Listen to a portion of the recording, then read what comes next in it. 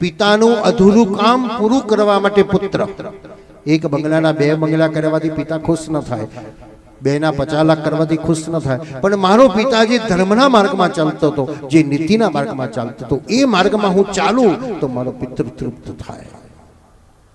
અને તેથી મનુના શિલ્પા દ્વારા પરંપરા એટલે ચલાવીએ, આપણે ખાલી વંશ વધારવા માટેના રેલગાડીના ડબ્બા વધારવા માટે જ ચલાવીએ નહીં, સમાજને સક્ષમ બનાવવા, સમાજને દ્રઢ બનાવવા, સમાજને નીતિના માર્ગમાં વાળવા.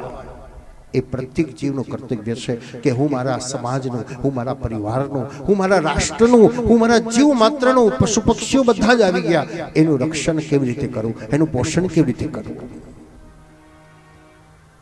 અંશુમાનના પ્રાણ છૂટી ગયા, પોતાના પુત્ર દિલીપને બોલાયો, બેટા મારાથી પ્રાણ છૂટી જાય તો તું તપ કરજે અને ગંગાને પ્રસન્ન કરીને પિતૃના ઋણમાંથી મુક્ત બનજે. દિલીપ યુવાન બન્યો, પણ દિલીપે વિચાર થયો મને કોઈ દીકરો નથી. અહીં પુત્ર પ્રાપ્તિનો ઉપાય બતાવે છે.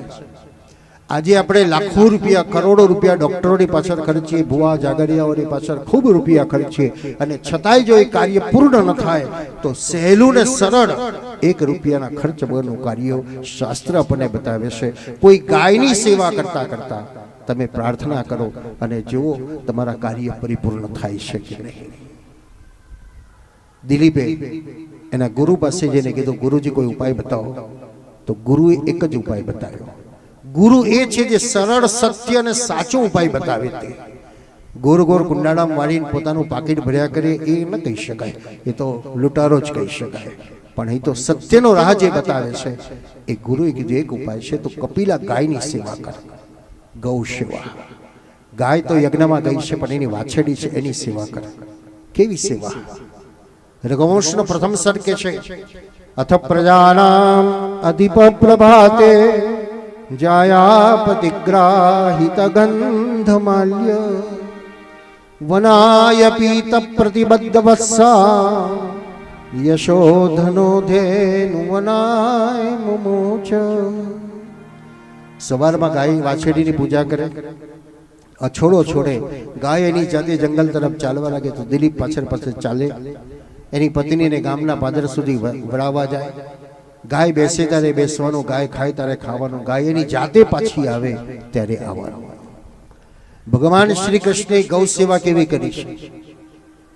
કનૈયો જ્યારે ગૌ સેવાની શરૂઆત કરે ને યશોદામાં એના માટે સરસ મજાના નવા ચંપલ લાવીને કે લાલા ચંપલ પહેરી ગયા, ત્યારે કનૈયો બોલ્યો છે, માં આપણે કોણ કહેવાઈએ? બેટા આપણે ગોવાળે કહેવાઈએ. આપણા સ્વામી કોણ છે? આ ગાયો આપણા સ્વામી છે. તો માં આપણા સ્વામી જંગલમાં ઉઘાડા પગે ફરે તો એને કાંટા કાકરા ન વાગે.